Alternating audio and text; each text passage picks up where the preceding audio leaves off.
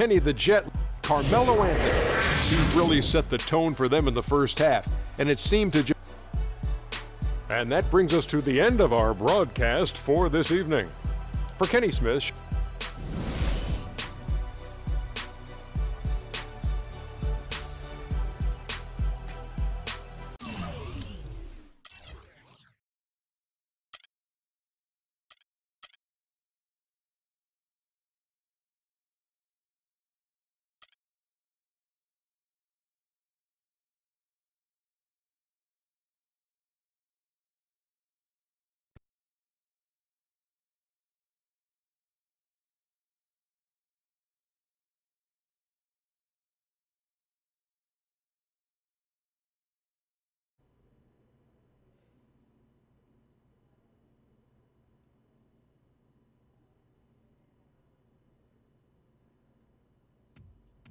What a life, eh, Freq?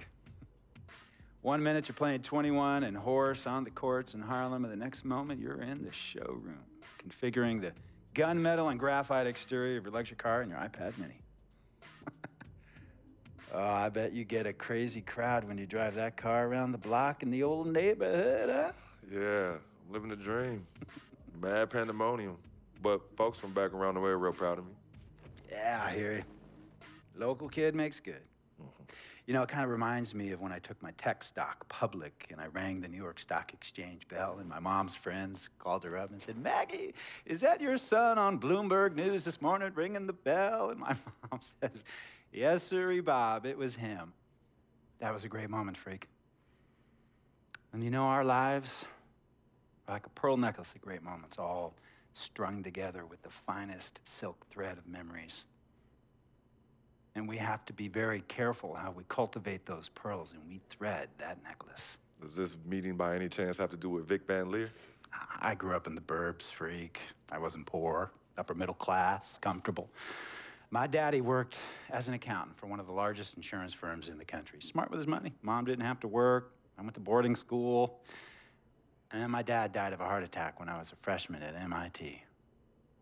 I was a movie geek, wanted to be a civil engineer, but I made my fortune by becoming a hybrid of both those interests. My dad didn't want me to be an accountant. Oh, listen to this.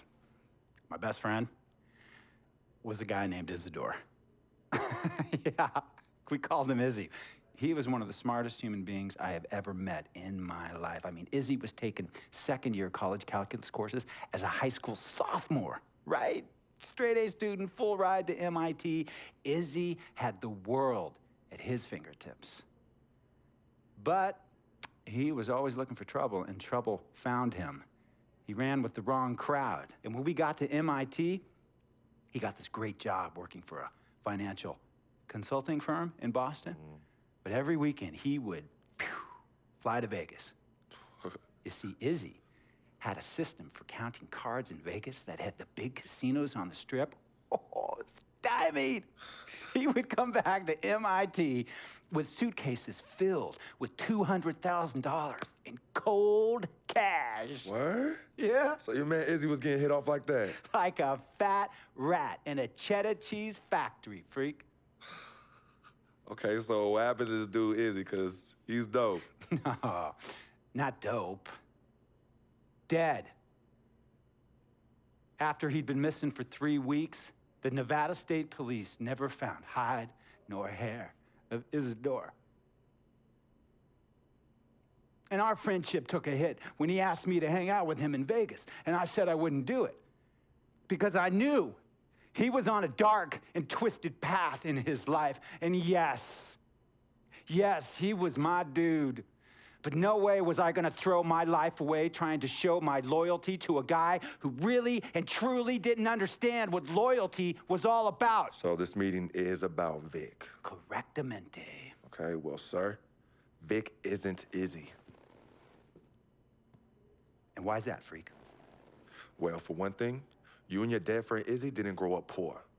Me and Vic grew up in a neighborhood where we had to look over our shoulder every 2 seconds to make sure nobody was going to walk up on us and rob us. True.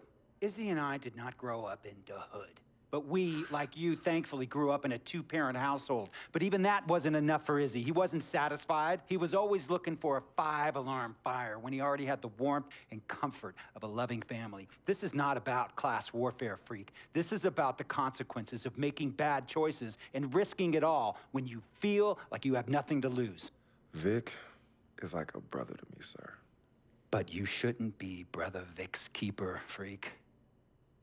Would a brother go looking for trouble and put your career and your livelihood at risk by getting into fights at nightclubs and seedy after-hour joints and then scream to the media, "Yeah, it's all good, I'm an FOF, friendo freak. It's all misunderstanding. Y'all be haters, don't hate my game." I don't think a brother would do that to someone they really cared about, but a guy who looked at you like a meal ticket would. No. See, you don't understand Vic. Really? I don't understand. No.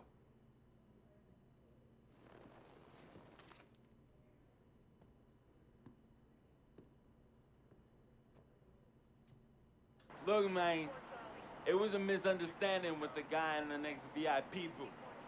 His honey started flirting with me, so naturally I started flirting back. Next thing I know, Captain Cornball's off my grill piece beefing. Next thing he know, he got a 2-piece and a biscuit under his left eye. Hey, I don't know who hit him, and it damn sure wasn't me. Hey, Captain Cornball's mad because I'm an FOF, friend of Freq. Hey, but check this out, though. He needs to train that hottie before he leave the house, though. Yo, he's hotties ain't loyal, man. What's there to understand? Are you freaking blind? You know, I just want to know, how much did you pay your lawyers to make all this go away? Almost 100,000. Excuse me, son, I'm sorry, I couldn't hear you. I said I paid almost $100,000. Exactly. And if you keep riding shotgun with Vic, you're gonna go broke. Quick, fast, and in a hurry. Look, Vic is my friend, and I grew up with him. How many times I gotta tell you, sir? Freq, this is not a request. I am not asking you to do this. I am telling you to do this. And the first order of business is that Mr. Vic Van Leer is banned from traveling with you on the road. Vic is banned from the locker room. And Vic is banned from this arena. And if I catch this guy, Vic, in or anywhere near the facilities, Mr. Vic Van Leer will be arrested for trespassing. Are you serious, sir? Brother, I'm as serious as cancer. We all know that can be deadly. You know, when me and Vic were kids, playing summer tournaments at the Dome, we always imagined making it to the pros, right? And after the crowds left, just a street light was on the court, like 11:30, 12 midnight, even 1 in the morning sometimes. We used to practice player introductions, running on the court, giving dap, high-fiving the teammates. Vic, he would act as an announcer. You know, he would introduce me and announce my name on the loudspeaker, and the Jumbotron would flash my image like a little guy dressed in long shorts and a jersey. And now, fresh off his 3-game, 62-point scoring streak, the youngest player to ever do so in NBA history, Frequency Vibrations.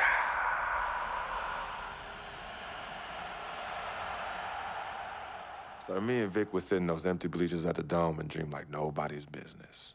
And now I'm living a dream. For real. And in so many ways, Vic was part of that. Please, listen to me. I mean, I know this guy's your dude from way back.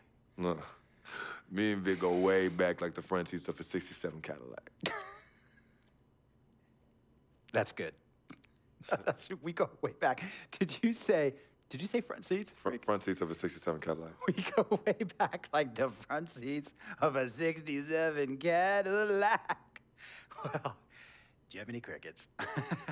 I'm gonna be the hit once again at Herbie Allen's Sun Valley Shindig because my fellow billionaires love it when I walk and talk that talk. So that almost sounds... No, let me tell you exactly what it sounds like. I respect, admire, and most importantly, love you as a human being and a role model. But I pay you a lot. And I mean, I pay you a lot of money to play for my team. And I am in this game to win it. And you can't win it with an albatross around your neck like Vic. So Vic is done. History. And here's some more lingo that I picked up from a former megastar who used to play for me several seasons ago. Thought I would never release him until I did. And now he's the sixth man on a struggling team in Venice. And yeah, I'm talking Venice with the canals and the gondolas and Harry's bar, not the street ballers next to the fortune tellers on the beach in Cali. This guy used to tell me when he thought there was a player destroying our team, don't be a hero, cut that zero. And that is what I am telling you about Vic. Freak, don't be a hero, cut that zero. The only thing Vic brings into your life is headache and unwanted and unnecessary negative attention. And it will begin to affect your mindset. And when it affects your mindset, it's gonna affect your play. And when it affects your play, it's gonna affect my team. And when it affects my team, it's gonna affect my money. And if it affects my money, Google Translate will become your new freaking friend. I want a championship ring, freak, and I want you to help me get that ring. And banners after banners hanging from the rafters in this arena. So, freak, hear me clearly and hear me good. V, G, Vic, gotta go!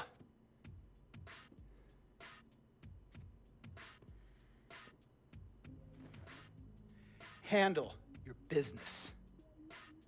And remember, that contract you signed contains a morality clause, a very important clause that revolves around your conduct on and off the court, and how it can negatively impact my team. Now, I don't want you to have to learn Italian or Croatian as a second language. And hey, playing pro ball overseas, there's nothing wrong with that. But the arenas are nothing like this, nor will the money be the same. And on top of all of that, this is the US of A, the greatest freaking country in the world. Ask yourself, is Vic worth all that? Think about it. Think long, think wrong.